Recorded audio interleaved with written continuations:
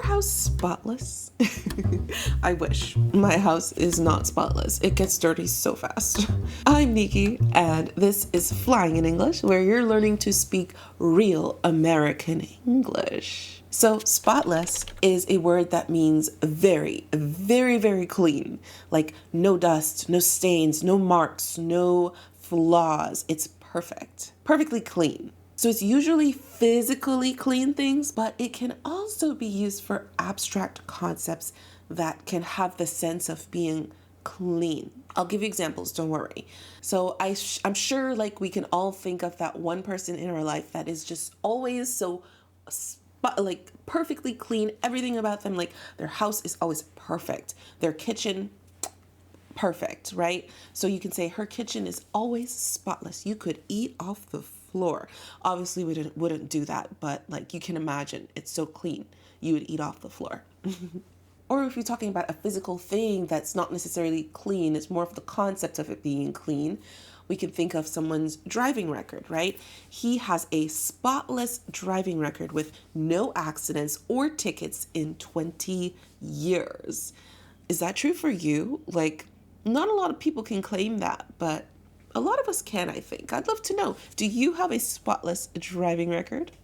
Or another thing that you can talk about that's more abstract is a reputation. So you can say, despite the scandal, the mayor managed to maintain a spotless reputation. So those are some great examples of spotless. Very good word, very colorful. It shows like you can imagine something being so clean, there's not even a spot, right? Very visual word. Let's talk about some similar words. So tidy, that's an adjective. Tidy is a lot more common word, but it focuses more on organization of things, right? So something can be tidy, it's everything's in the right place, and also clean, or it can be tidy and not clean, right? So you can have things in place and in the right order, but maybe there's dust, or maybe there's some stains or marks, right, on things. Maybe it's not spotless. So tidy doesn't always mean clean, but it can be clean. That's why we usually say clean and tidy. Another word that's really good to mean spotless is immaculate. It really means perfectly clean or pure, much like spotless, without any flaws or errors. What's different is that it's more formal, and it's a lot more intense, right?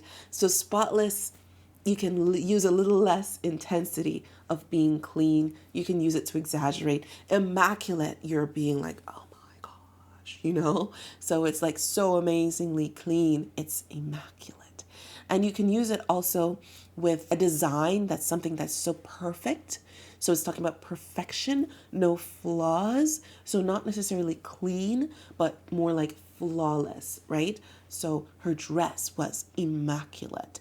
So you're not saying her dress is clean. You're saying her dress is amazing. It's perfect. It's wonderful, right? And then the last word that I'm going to give you that's very similar is pristine.